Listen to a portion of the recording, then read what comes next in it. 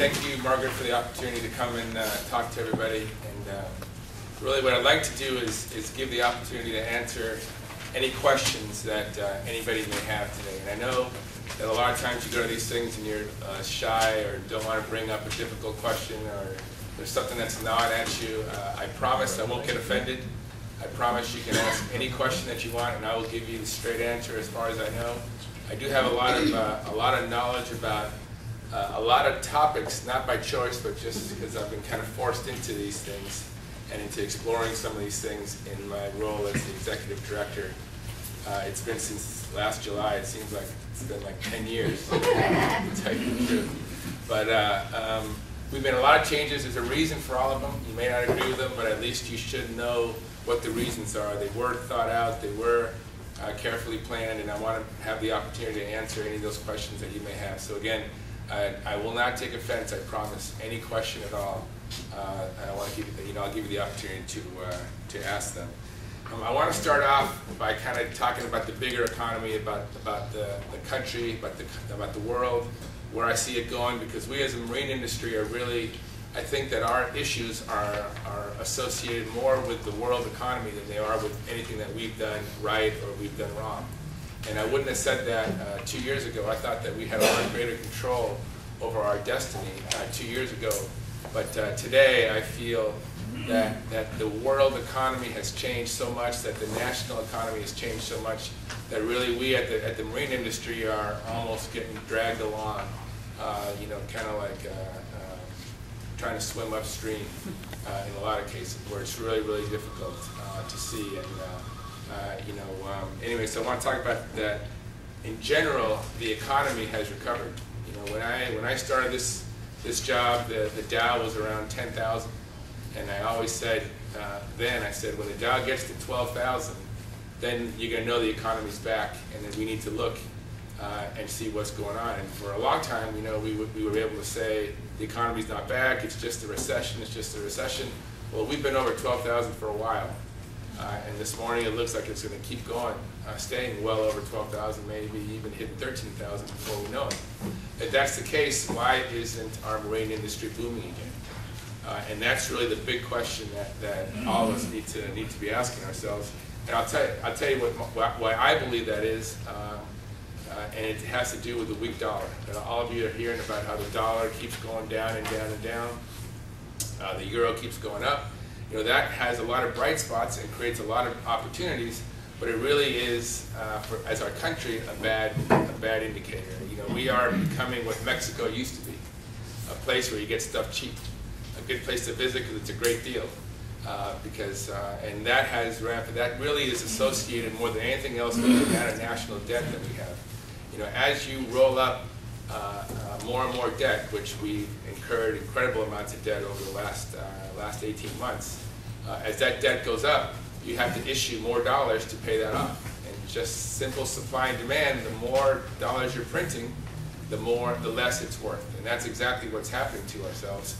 So we have to look at that. We cannot change that ourselves in the marine industry. There's nothing we can do about that. What we have to do is face that new reality and say, where are the opportunities? And the opportunity as a country is to export. That the companies that are exporting are the ones that are succeeding. So when you see the Dow going up to 12,000, that is purely on the backs of the companies that were able to change their business model and able to export product. And they're making their profits selling their stuff to China, to Russia, to India, to Brazil, to Mexico, to the rest of the world, and making the profit and recording the profit here in the U.S. And so when you kind of look at that, from the world level, that's really what we're working on. We have to look at our South Florida marine industry and say, what does that mean to us? What are we trying to do in terms of the opportunities that are here? The fact of the matter is that we don't export anything in South Florida. I shouldn't say anything. We export very little in South Florida. The South Florida marine industry exports very little, and that's why we're having the trouble that we're having. I mean, it's April. This is April and May should be the 2 best months of our industry for the whole year, and it's not. It isn't, and that's the reality of the new economy that we're facing.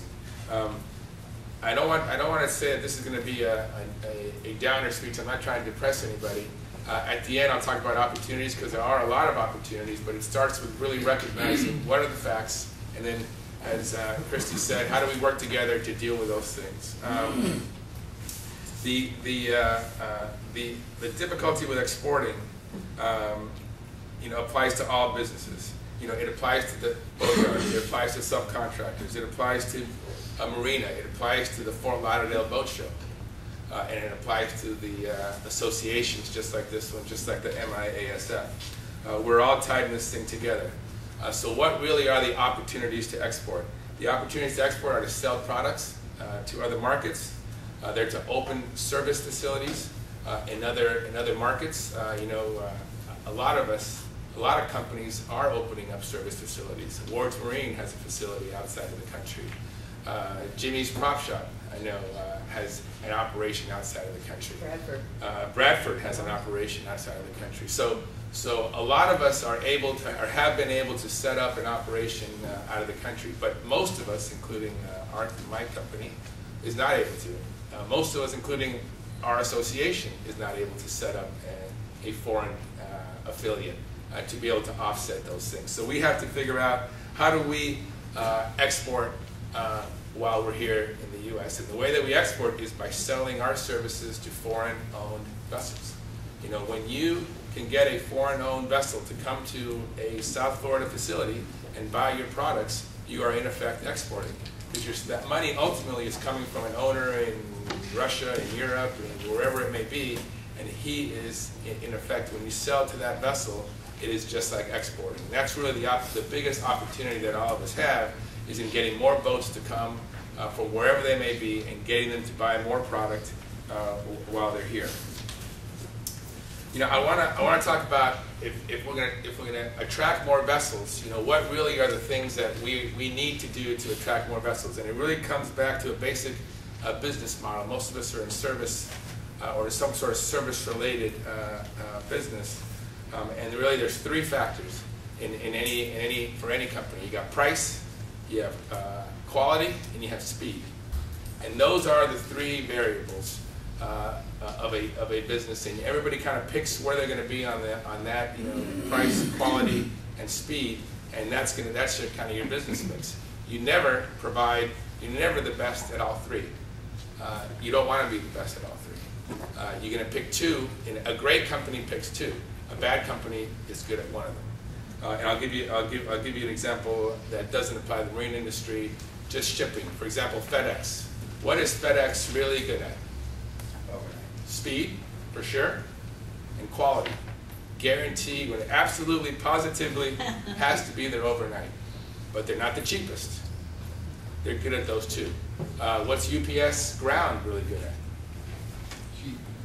Cheap and quality. It gets there. It's not fast, but it gets there. And those are the three. Everybody else in the business really is competing just on price, and so that's the rest of the market.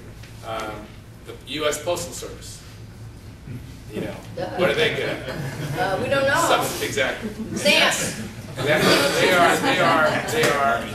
They are simply price, and that's why they're having the troubles that they're having, and you really can't fix it. And we as a business need to be looking at ourselves the exact same way and saying, where do we, as each of you as businesses, where do you want to be on that matrix of those three? And we have to be, one alone is not good enough. You cannot be just the highest quality, for example, and say you got to pay what you got to pay and you'll get it when you get it. That worked for a while. A lot of boat builders did that for a while. They said, look, we build the best boat in the world, so you're going to have to wait, and I'll give you the bill at the end and you pay it. And that worked for a little while, but it doesn't work anymore.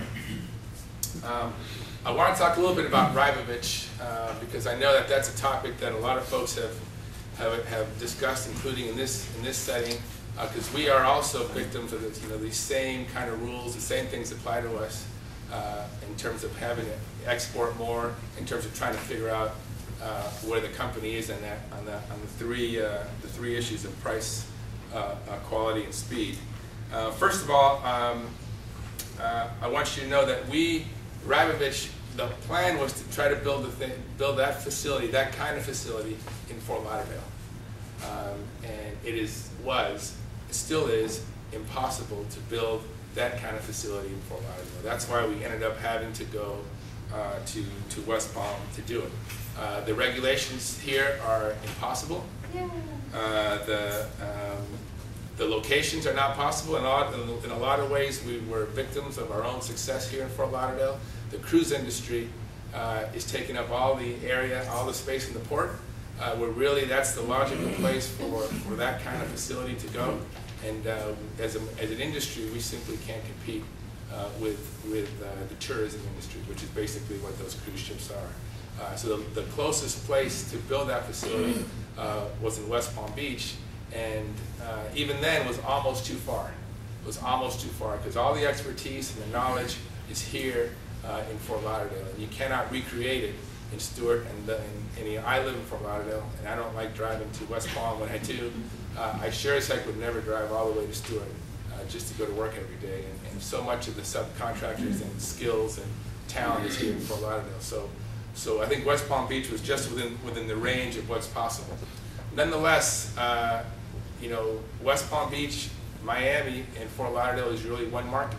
That the rest of the world looks at this thing. These foreign buyers don't look at it like it's different markets. They look at it as one. So as we attract foreign boats or try to export more product to these things, we need to be looking at the entire global offering and say, or the whole tri-county offering, and say, how do we offer the things that need to be there to attract foreign boats? The biggest thing you need, and I'll talk about this in a minute, is you need more capacity. That the boats simply are no longer being built to be 120, 130, 150 feet long. That used to be the big part of the market, and that has moved up into 180, 200, 250, 300, or 350 feet even. And that's really where that market is going. And I think in a lot of ways, you look at the boats that used to be 180 footers, that owner is actually downsizing and going to a 50 or 60 footer. And it had not really related to price. It's related to enjoyment. That buyer is saying, or that user is saying, either one, I'm going to move up and I'm going to be one of the big boys, and I'm going to have a huge boat, and I'm going to act like a big guy, or I'm going to enjoy my boat more, and I'm going to be able to drive it myself, and I'm going to be able to park it behind my house.